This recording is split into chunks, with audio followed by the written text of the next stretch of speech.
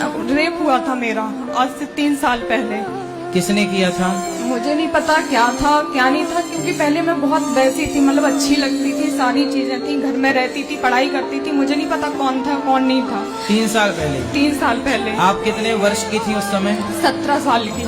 17 साल की। और तो कौन लोग थे, एक था या 2 थे? 3 लोग। 3 लोग थे। तो आपने पहचाना नहीं? नहीं, मैं घर से स्कूल ही जा रही थी, उस टाइम पे मेरे सर पे डंडा मारा और उसी मंदिर में मेरा रेप किया। डंडा मारा तब आप बेहोश हो गई? वो हो गई, मेरा पूरा सिर फट गया था पीछे से, तो मैं बेहोश हो गई। और मेरे घर वालों ने मुझसे ये कहा कि तू किसी और के साथ भाग गई थी, और उस चीज का दर्द मैं आज भी झेलती आ रही हूँ। नाबालिग में मेरी शादी कर दी गई उसी 17 साल में। शादी हो गई आपकी? हाँ, एक ऐसे लड़के के साथ जो कि मैं 17 साल की और वो 31 साल का था। तो अब कहाँ है वो जिससे शादी हुई थी? मुझे नहीं पता कहाँ है वो भी, उसको ये चीज पता चली। साल भर बहुत मारपीट, इतनी मारपीट के मुझे खाना भी 2 दिन की बात ही तो देता आपके था। पिता ने आपका सपोर्ट नहीं किया? नहीं किया, उनको लगता था कि मैं किसी के साथ भागी हूँ।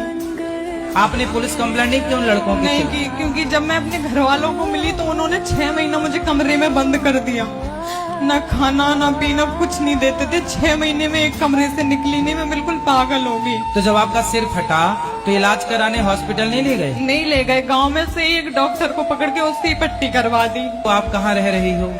वही बता रही हूँ आपको। फिर ऐसा हुआ कि मैं ग्वालियर आई, ग्वालियर आके मैंने ग्राफिक, एडिटिंग, सारी कैमरा चलाना, सारी चीजें सीखी खुद से।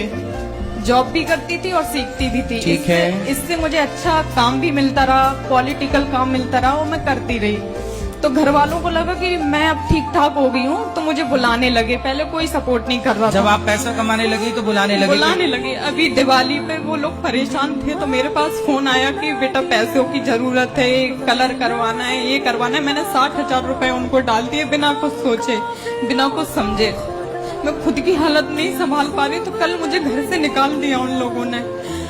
अच्छा। ये कहकर के मेरी बदनामी हो रही है। जब मैं पैसा देती थी तब घर पे बुलाते थे, तब बदनामी नहीं होती थी। माँ बाप बड़े स्वार्थी हैं भाई। देखो यही है बाप भलो न भैया, सबसे बड़ो रुपया।